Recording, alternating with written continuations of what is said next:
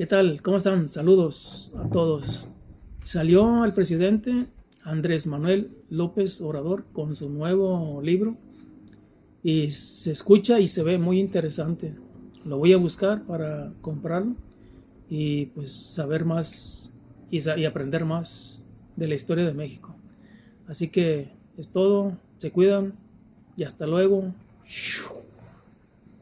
Amigas, amigos, me da mucho gusto el poder conversar con ustedes después de tanto tiempo de no comunicarnos.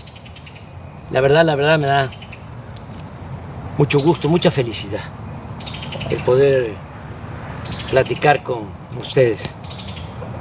Como saben, entregué la banda presidencial a nuestra compañera, amiga, extraordinaria presidenta Claudia Sheinbaum el 1 de octubre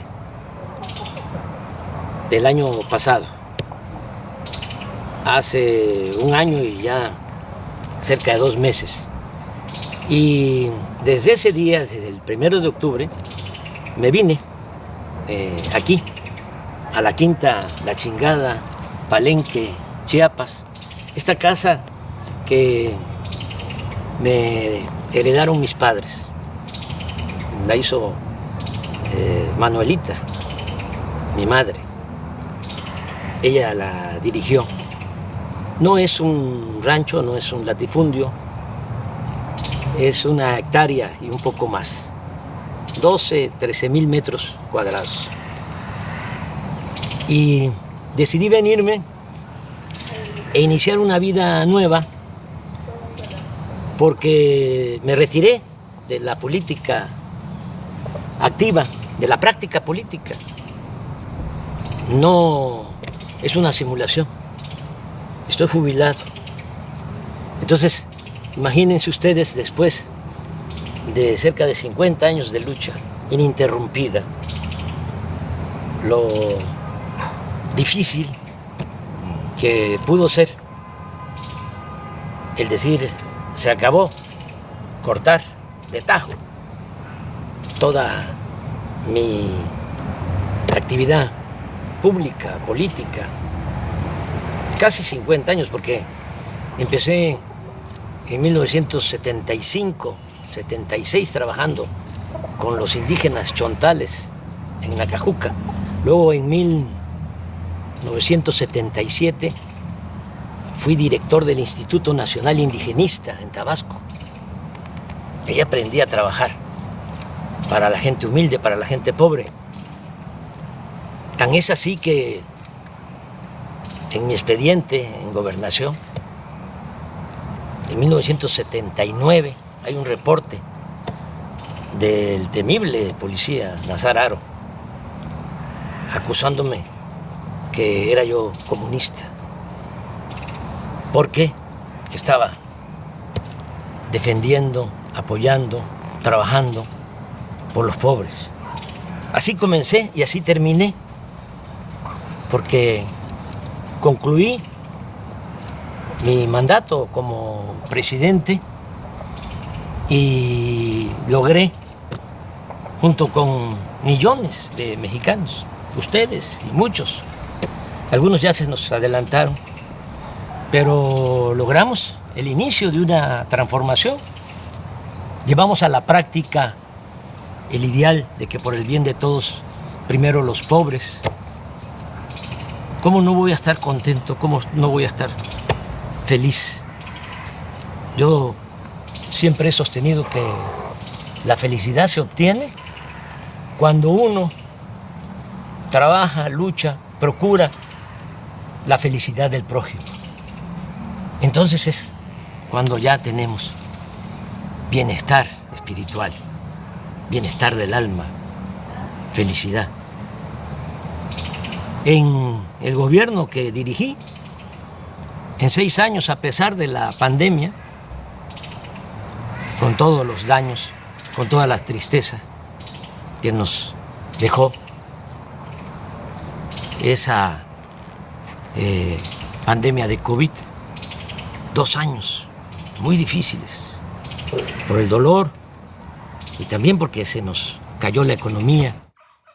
Bueno, a pesar de eso, en el tiempo que estuve en la presidencia, salieron de la pobreza 13.400.000 mexicanos.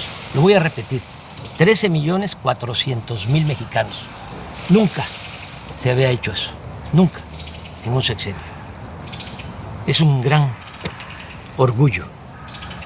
Cuando llegué a la presidencia, el 42% de los mexicanos estaban en la pobreza, 42% de toda la población. Cuando dejé la presidencia, ya había bajado, la pobreza se había reducido al 29%. Y hay otros datos.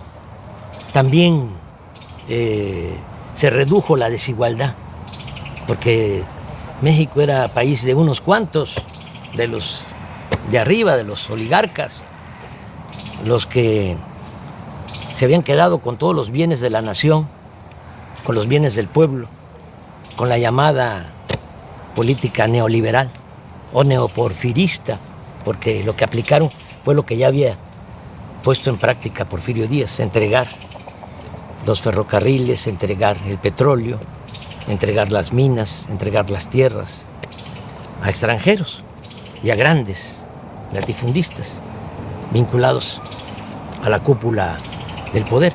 Pues eso es el llamado neoliberalismo. Entonces, se dedicaron básicamente a saquear y se produjo pues una monstruosa desigualdad. En la época de Salinas, cuando hay más multimillonarios en México, ocupamos el 4.º lugar en multimillonarios en el mundo, en el sexenio de Salinas. 4.º lugar. Primero Estados Unidos, luego Alemania, luego Japón y luego México. Pero millones de pobres. Una injusta, monstruosa, reprobable desigualdad. Bueno, todavía con Calderón, para que tengan una idea, el sector de arriba, de los más ricos, dicen los técnicos, el decil de los que tienen más ingresos. Un rico tenía en la época de Calderón 35 veces más que un pobre del decil, del sector de abajo. 35 veces más. Cuando dejé el gobierno, ya se había reducido la desigualdad a 16%. El rico tenía solo 16% más que el pobre en nuestro país. Y hay otros datos. En el tiempo que fui presidente, los ricos que no les fue mal obtuvieron ingresos a pesar de la pandemia, obtuvieron ingresos del 4%, es decir, incrementaron sus ingresos en 4%, los ricos. Las clases medias en 20%, pero los pobres 35% incrementaron sus ingresos. Le estoy hablando de cifras de datos oficiales que ustedes pueden constatar. Son datos, son cifras del INEGI y del Banco Mundial. Bueno, por eso estoy pues muy feliz. Imagínense cerrar un ciclo así, logrando ese ideal que se convirtió en realidad. Por eso decidí ya retirarme, no sentirme insustituible, porque ese es el otro problema, actuar como cacique, caudillo, jefe máximo, poder tras el trono. No.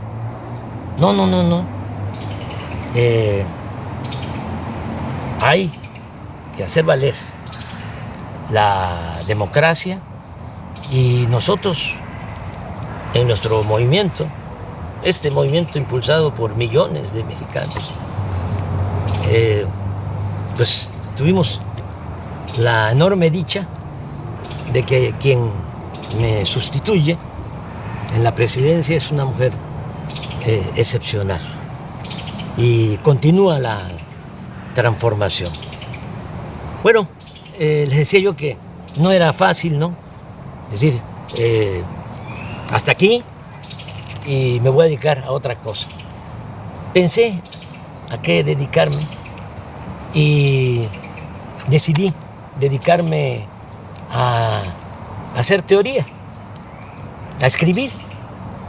Siempre he sostenido que la política es pensamiento y es acción. Yo sí, desde luego, que pensaba y tengo ideales, tengo principios, que eso es lo que me mueve, pero fundamentalmente fui un hombre de acción en mi quehacer público, político. Y ahora estoy escribiendo, estoy haciendo teoría. Es teoría y práctica la política. Pues ahora no estoy en la praxis, no estoy en la práctica, estoy en la teoría. ¿Haciendo qué?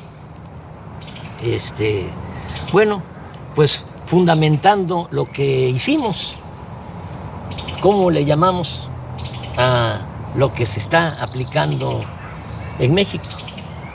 Ya sabemos que existe el neoliberalismo. Decían que no había de otra. Claro que sí hay de otra. El neoliberalismo es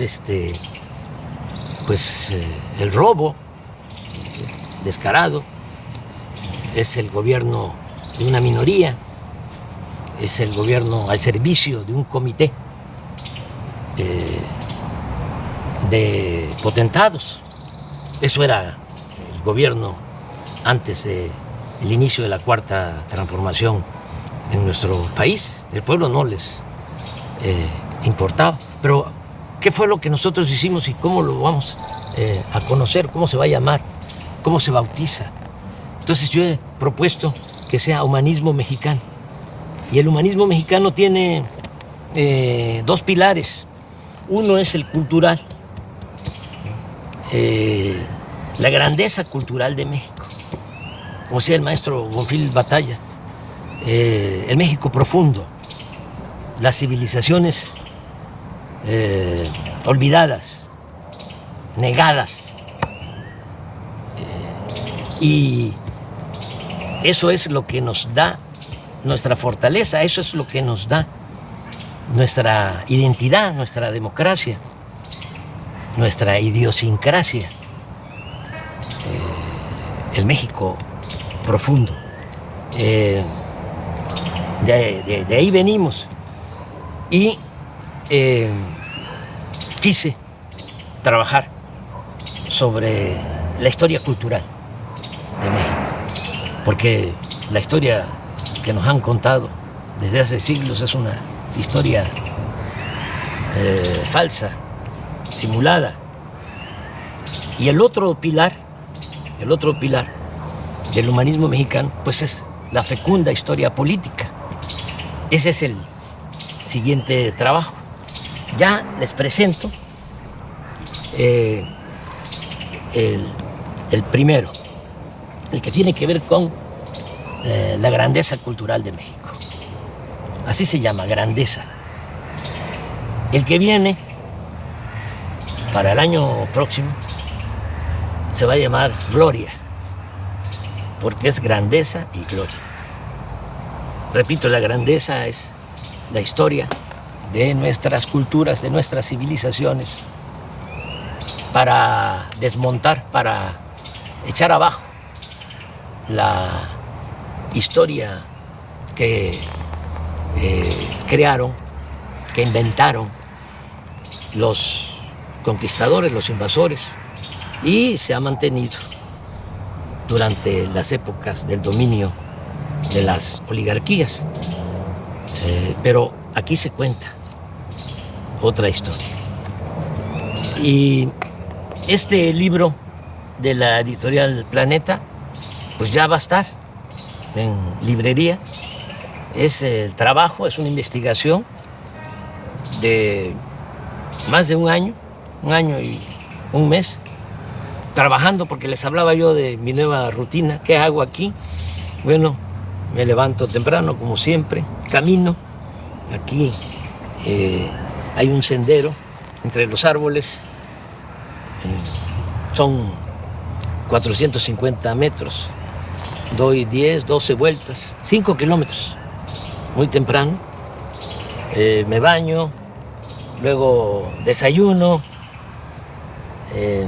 Hay una señora Morbi que es la que me ayuda, me hace los alimentos, la comida, la limpieza de la casa, porque Beatriz está en México, viene, yo voy, he ido como 5 veces, claro, de manera muy discreta,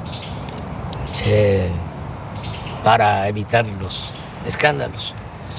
Y se quedó allá porque ya Jesús de Ernesto entró a la universidad y pues tiene que estar ahí, pendiente. Ya ustedes saben cómo somos en México, cómo son nuestras familias.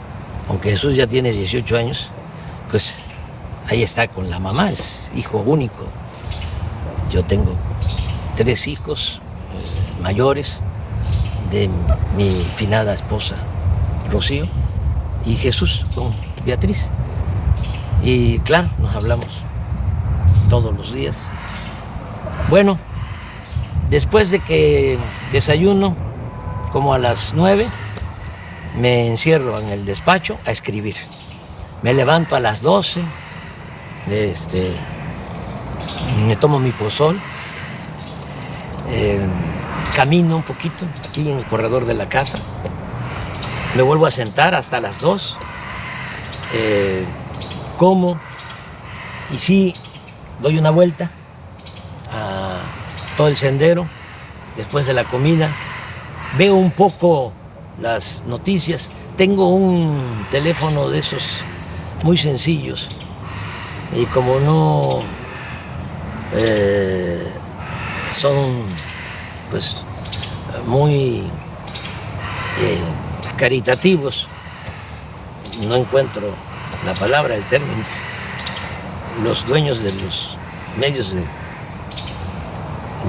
comunicación, sobre todo los de la telefonía, y pues el mío es de recarga, ahí me salen noticias, claro, con 1 día, 2 días de retraso, pero no quiero más, no quiero saber más. Ya conozco bastante a nuestros adversarios, son pues muy obvios. Es muy difícil encontrar información. Todo es pura manipulación porque los que se sentían dueños de México están molestos. Y entonces tienen también control de la mayoría de los medios. El 90% de los medios de información, que son medios de manipulación, periódicos, radio, televisión y hasta las benditas redes sociales. Pero hay un 10% de periódicos, de radio, en redes sociales, que sí hay información. Bueno, veo un poco lo que está pasando en el país y me vuelvo a sentar, vuelvo al despacho a escribir hasta las 7, 8 de la noche. Me acuesto temprano. Esa es mi rutina y pues voy a continuar así. Estoy presentando el libro de esta manera porque no puedo ir a presentarlo a México, a las plazas públicas. Me gustaría mucho, pero ¿saben qué? Ya me retiré de la actividad política. No hay que hacerle sombra a nuestra presidenta. Ella es la que conduce y lo está haciendo muy bien. No hay que dividirnos, hay que estar muy juntos, unidos. Aquí está la lección de cómo se crearon grandes civilizaciones en México. Esta civilización, la gran cultura olmeca, cultura madre, que floreció 1000 años antes de Cristo y nos dejó la invención del calendario, del cero, de la escritura, y estas piezas, cabezas colosales de basalto, imagínense la organización que tenían, la organización social, política, que estas piezas son de 25 toneladas aproximadamente, basalto. Y el basalto lo trasladaban desde la Sierra de los Tuxtla, en Veracruz. Cómo lo trasladaban en balsas por el mar y lo metían por el río Coatzacoalcos, porque la primera ciudad olmeca fue San Lorenzo, ahora es el municipio de Texistepec, muy cerca de Cozoleacaque, de Minatitlán, de Acayucan, ahí en el Istmo. Ahí se fundó la primera ciudad olmeca. Entonces, por el río Coatzacoalcos hasta San Lorenzo, que es una isla, y también hasta La Venta, Huimanguillo, Tabasco, que es la otra gran ciudad, en balsa. Todos estos fragmentos de piedra para que los artistas olmecas esculpieran, hicieran estas grandes cabezas colosales, y también un arte fino, porque hasta lo pequeño es hermoso en las grandes civilizaciones que florecieron en nuestro país. Las ofrendas con personajes pequeños de jade, porque a diferencia de Europa, a nosotros nos gustaba más, a nuestros antepasados, el jade que el oro. Lo que ponía loco a los europeos y a los españoles era el oro. Por eso fue la conquista, porque traían hambre de oro, codicia de oro. Cortés una vez señaló, porque le preguntaron cuando Moctezuma les entrega a él y a sus huestes oro. Entonces los soldados conquistadores empezaron a gritar y a brincar, dice la crónica, como monos. Entonces le preguntaron a Cortés que por qué les importaba tanto el oro. Aquí el dinero, la moneda era el cacao, y desde el punto de vista artístico, cultural, era el jade. Y la respuesta de Cortés fue: porque nosotros tenemos una enfermedad del corazón que solamente se cura con el oro. Entonces, era otra cosa. En el México prehispánico no había esa codicia, no había esclavitud, la tierra era comunal y había mucha, pero mucha fraternidad, lo que se conoce como solidaridad. En la familia, familias integradas, solidarias, fraternas, hasta la fecha, pues es todo lo que heredamos. Esto es lo que hicieron los olmecas, pero aquí viene también lo que hicieron los mayas, que mejoraron lo que habían iniciado los olmecas en la ciencia, en el arte, en la cultura. Van ustedes a Palenque y van a encontrar el Templo de las Inscripciones, que se hizo para sepultar a Pacal, el principal de Palenque. Como ya se pueden descifrar los jeroglíficos, ya se sabe que ese personaje se llamaba Pacal, pero imagínense, hacerle un gran monumento, una pirámide. Primero la tumba, con una lápida bellísima, y después de la tumba, el templo de las inscripciones, monumental. Vean eso y vean también en Palenque cómo desviaron un arroyo para meter agua, un acueducto embovedado por en medio de la ciudad.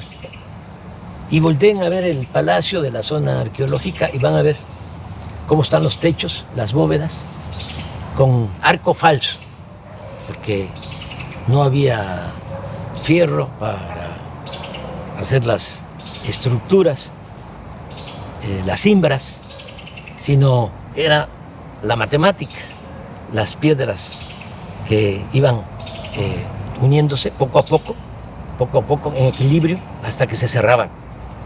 Esa era la arquitectura.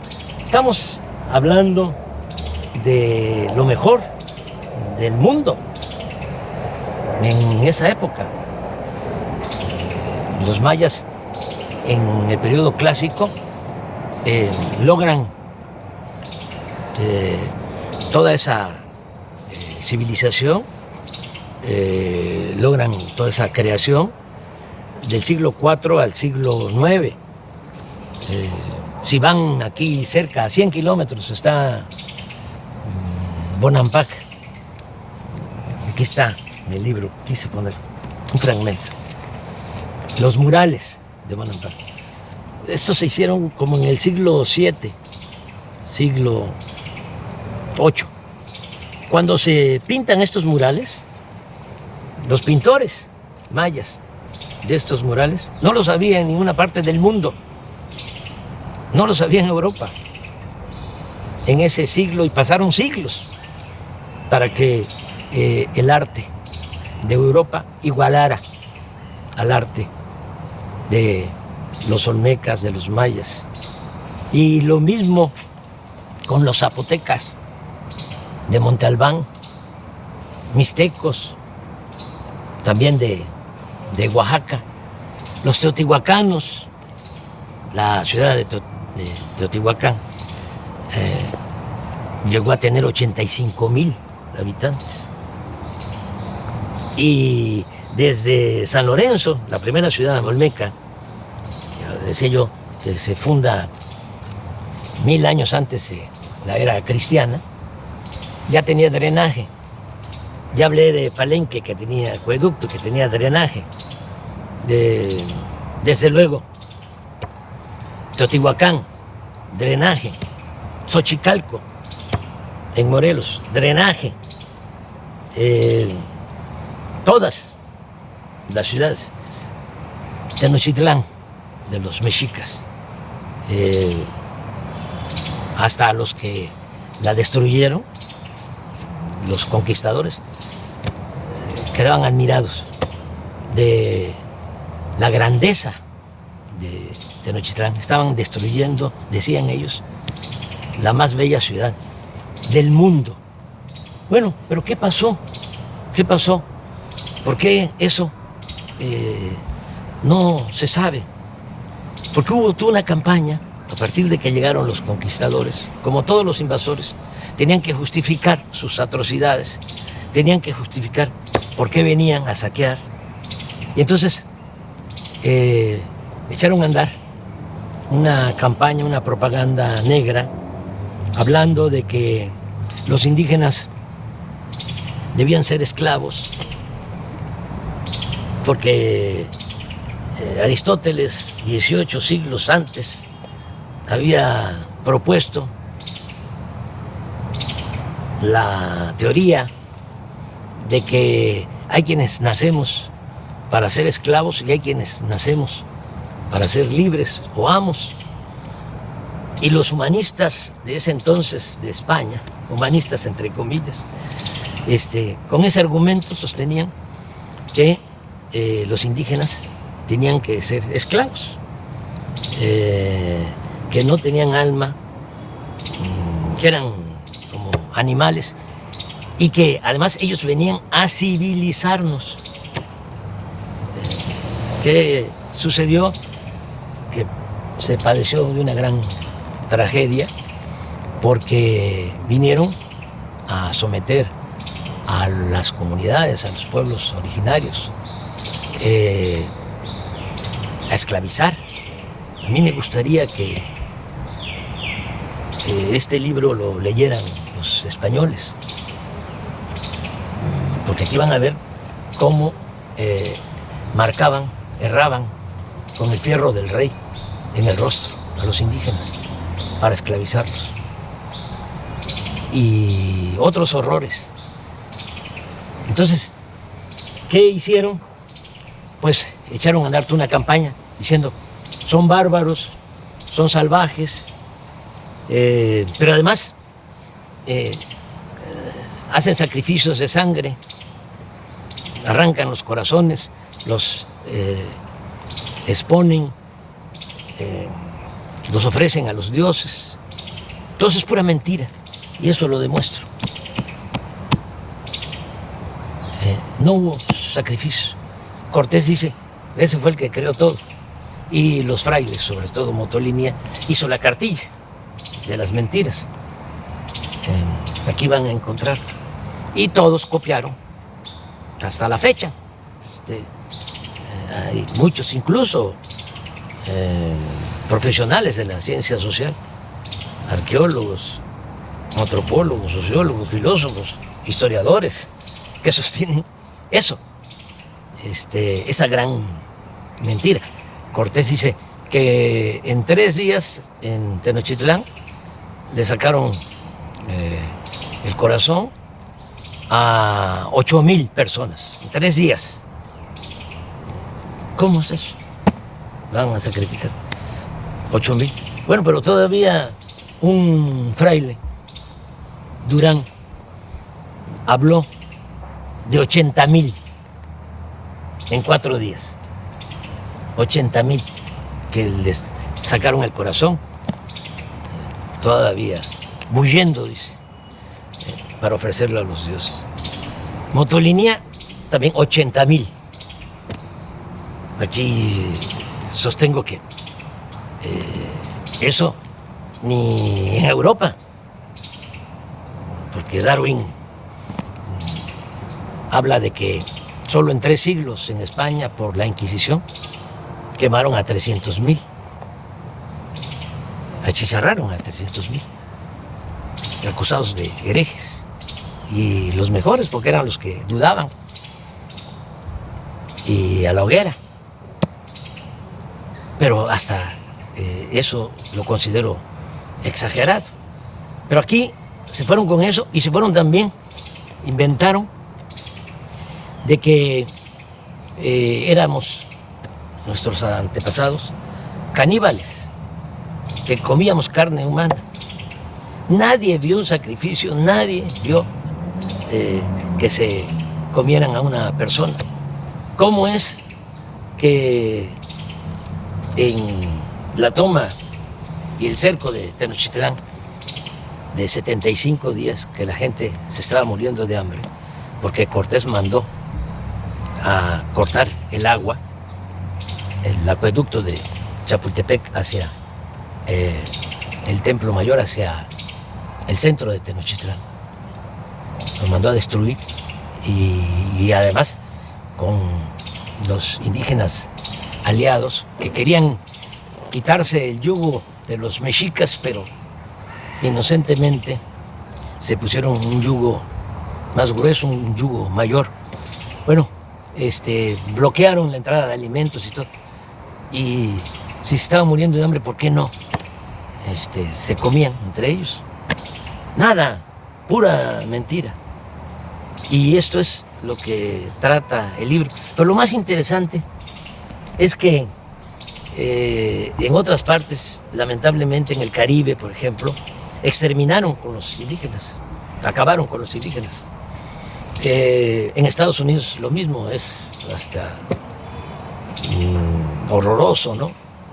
Repetir lo que decía un general, o le atribuyen a un general, Sheridan, que decía, todavía en el siglo XIX, aquí estamos hablando del 16, del 17, del 18, hasta principios del 19, todo lo que fue la colonia, 3 siglos. Pero allá en Estados Unidos, en el 19, hace menos tiempo, le atribuyen a Sheridan el que dijo que el mejor indio era el indio muerto. Hubo exterminio. Entonces, aquí, ¿cómo se salvaron los indígenas? Claro, cuando llegaron los españoles, hay quienes calculan que lo que es México ahora estaba habitado por 15, 25 millones de personas. 15 o 25 millones de personas. Terminando el siglo XVI, 75 años después de la toma de Tenochtitlán, la población de México era ya de 2 millones, porque nos trajeron también la viruela y se diezmó la población. Se redujo la población a un 10%. Una gran crisis demográfica. Y encima de eso, la explotación, la esclavitud. Entonces, ¿por qué se salvan los indígenas mexicanos? Porque muchos, incluso los mismos frailes, que vinieron a la conquista espiritual, decían que iba a desaparecer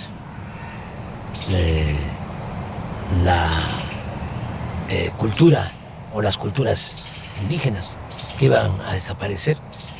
Nadie creía que iban a sobrevivir los indígenas. Bueno, pues resistieron. ¿Cómo resistieron? Porque por el amor a la libertad, se fueron a los montes, a las montañas, a la sierra, a las islas, a los pantanos, a las zonas de refugio, y se llevaron a cuesta sus costumbres, sus tradiciones. Los nayaritas, los coras, por ejemplo, que eran dueños de todo el valle, de la parte de la costa, se subieron a la sierra. Allá están, coras, huicholes, pero hasta allá los perseguían para esclavizarlos, pero resistieron, y gracias a eso es que nos dejaron este legado cultural, nuestra identidad como mexicanos, que es lo que nos ha protegido siempre. Nos caemos y nos levantamos. Una gran reserva de valores culturales, morales, espirituales. Quedó la raíz y quedó el tronco, porque cuando se logra la independencia, pues ya no tenemos 15 millones, ni 25 millones, como antes de la llegada de los españoles, 300 años antes, 1821, tenemos 6.300.000. Sí, pero la buena nueva es que de esos 6.300.000, el 80% eran indígenas. Es decir, de cada 10, 8 indígenas. Y portadores de las tradiciones y de las costumbres. Y eso es lo que nos ha servido como escudo, es lo que nos protege, porque el mexicano es trabajador, el mexicano es honesto. La corrupción la trajeron los españoles, lo pruebo. Aquí no había codicia, no había robo, Las casas no tenían puertas, no tenían ventanas. Ya dije de que lo que había era ayuda mutua, tequio. Si se necesitaba hacer algo, todos cooperaban, todos ayudaban en una comunidad. Pues somos herederos de esas civilizaciones y por eso México sigue siendo una potencia cultural en el mundo. Somos el cuarto país en el mundo con más lenguas. 290 lenguas se hablan en nuestro país. Primer lugar en América. Todo esto lo van a encontrar aquí para sentirnos orgullosos, porque con toda la campaña de difamación se desató el racismo. Y todavía, ¿no? Se escucha indio patarrajada, indita, naco, cuando deberíamos estar orgullosos de nuestro pasado. Sobre esto trata el libro y muchas otras cosas. Les va a gustar, estoy seguro. Les va a llevar tiempo, porque sí, por más que quise resumirlo, el original eran 1000 cuartillas, el libro tiene 600 y es una investigación. Y tengo que fundamentar todo lo que aquí sostengo. Entonces, se los recomiendo y como les decía, ya para el año próximo viene Gloria, que es la historia política desde la independencia hasta la transformación. Ya para concluir, porque se nos está haciendo tarde, ya va a entrar la noche, comentarles que hay que estar apoyando mucho a la presidenta. Es la mejor presidenta del mundo. Tenemos a esa enorme dicha. Vean cómo son los presidentes, los jefes de Estado en otros países y comparen. Además, fiel al pueblo, fiel a los principios de la transformación, sosteniendo que solo el pueblo puede salvar al pueblo. Solo el pueblo puede salvar al pueblo. ¿O no es cierto? Van a salvar al pueblo los de arriba, los ambiciosos, los que están enfermos de poder y de dinero sobre todo. No, es el pueblo el que salva al pueblo. Y con el pueblo todo y sin el pueblo nada. El pueblo es el que manda en la democracia. Y por el bien de todos, hasta de los ricos, por el bien de todos, primero los pobres. Si no se atiende a la gente humilde, a la gente pobre, no se logra la paz. La paz es fruto de la justicia. Y nosotros tenemos paz y hay estabilidad política. Nada más que como puede más el sectarismo, el dogmatismo, el fanatismo de nuestros adversarios, puede más que el sentido común, no internalizan nada, ¿no?, de lo que se ha hecho y se va a seguir haciendo. Y hay que apoyar mucho a la presidenta, porque todavía es temporada de sopilotes. Y hay buitres, y hay halcones. Aquí no, aquí hay pajaritos, mire. Y al rato vienen las guacamayas, y vienen tropas de monos, de zaraguatos. Esta es mi vida, pero regresando, apoyar mucho a la presidenta. Yo no voy a recorrer el país, les comentaba, para presentar el libro, porque voy a seguir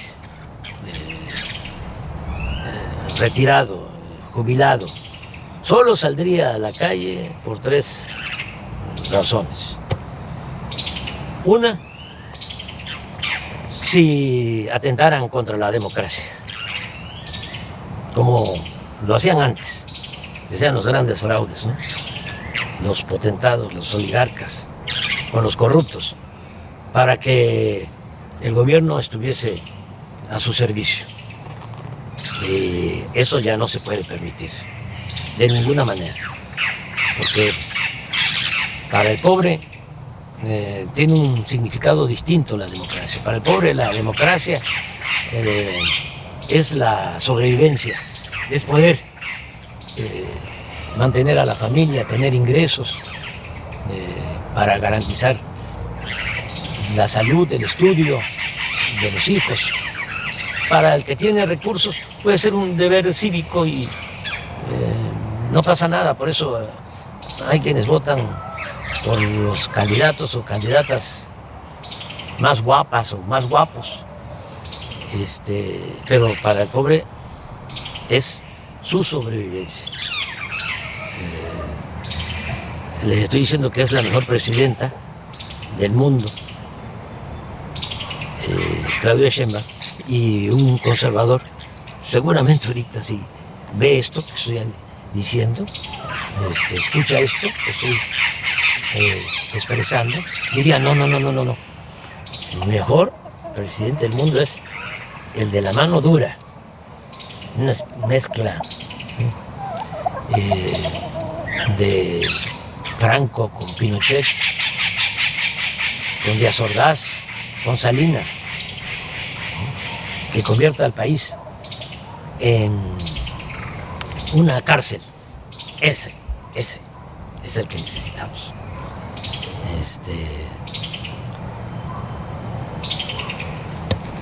Una gente que no le tiemble la mano dura, dictadura.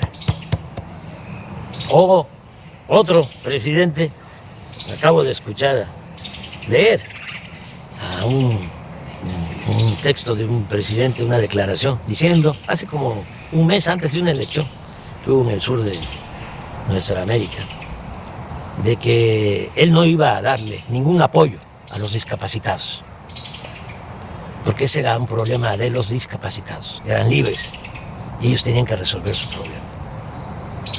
Así son los conservadores, así piensan.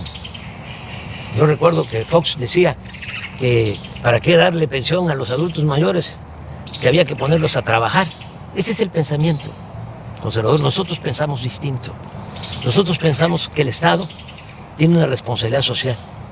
El gobierno no puede incumplir con su responsabilidad social. El gobierno tiene como objetivo garantizar el bienestar y la felicidad del pueblo. Ese es el objetivo principal del gobierno, no estar al servicio de una minoría rapaz. Entonces hay que apoyar mucho a la presidenta, nuestra presidenta. Les decía, yo saldría para defender la democracia, saldría también para defenderla a ella. Si hay intentos de golpe de Estado, si la acosan, salgo. Entonces sí, pero eso no creo que pase. De todas maneras, no está mal que sepan en qué circunstancias sí podría yo salir, sí saldría yo a la calle. Y la tercera razón por la que saldría a la calle sería defender la soberanía de México, porque nuestro país es libre y es independiente, es soberano. Nosotros no somos colonias de ningún país extranjero. Nos ha costado mucho ser un país independiente, soberano. Y si se violara la soberanía, entonces sí saldría a la calle. Ya nos está llegando la noche. Ya nada más despedirme, decirles que les quiero mucho, sinceramente. Mucho, mucho, mucho. Que amor con amor se paga. Como decía el inolvidable Juan Gabriel. Es amor eterno. Un abrazo de todo corazón.